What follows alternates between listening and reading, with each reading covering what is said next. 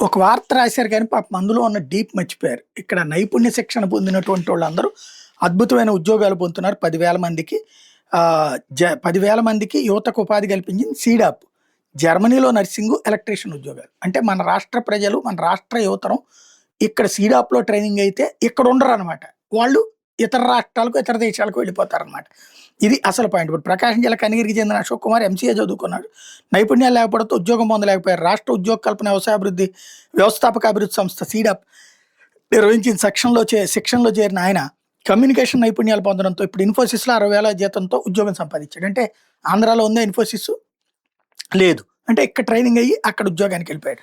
ITI చదువుకున్న శ్రీకాకుళం జిల్లా మెలిగిపుట్టికి చెందినటువంటి సవర పవన్ కుమార్ సీడాప్ శిక్షణ పొందాడు. ఇప్పుడు హైదరాబాద్ బ్లింకెట్‌లో నెలకి 21,000 వేతనంతో ఉద్యోగం సంపాదించాడు. బ్లింకెట్ అంటే అదేదో అద్భుతమైనటువంటిది అనేటటువంటి పరిస్థితి సృష్టించడం వీళ్ళ గొప్పతనం. ఇంకోటి అందులో 21,000 జీతం అద్భుతం అని చెప్పుకుంటే గనక ఆంధ్రప్రదేశ్‌లో బోలెడన్ని చోట్ల వస్తది 21,000 జీతం. ఇక్కడ మన దగ్గర స్విగ్గీలోను వాటిట్లో పనిచేసినా కూడా 25,000 సంపాదిస్తున్నారు. విజయవాడ, గుంటూరులో కూడా. అలాగే దాని పేరేంటది ఓలాలో అట్లాంటి వాటిట్లో తిరిగి నెలకు 25,000-30,000 సంపాదిస్తున్నారు. ఇదేదో హైదరాబాద్ వెళ్ళి చేయాల్సొస్తుంది ఇక్కడ ట్రైనింగ్ చేసుకొని. అదేందో మరి గొప్ప విశేషం. పోతే శ్రీసత్య జిల్లాకు చెందిన బాలు నాయక్ డిగ్రీ చదివి చాలా కాలం నిరుద్యోగంగా ఉన్నారు. 3 నెలలు రిటైల్ రంగంలో సేల్స్ అసిస్టెంట్‌గా శిక్షణ పొందిన ఈయనకు జోయలుకాస్ దుకాణంలో 20,000 వేతనంతో ఉద్యోగం పొందారు. ఇలా ఎంతోమంది యువత నైపుణ్య శిక్షణ పొందుతున్నారు. ఈ జోయలుకాస్ అనే బంగారపు కొట్లో గుమస్తా ఉద్యోగం చేయడం కూడా వీళ్ళ దృష్టిలో గొప్ప నైపుణ్య శిక్షణ అంట.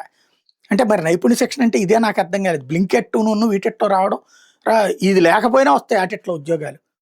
మరి నైపుణ్య శిక్షణ పొందడం అంటే అత్యున్నతమైన ఉద్యోగాలు పొందడం తప్పించి, వాళ్ళు పొందిన ఉద్యోగాలకు మన పేరు చెప్పుకోవడం అవుతుందా ఆలోచించుకోవాల్సింది.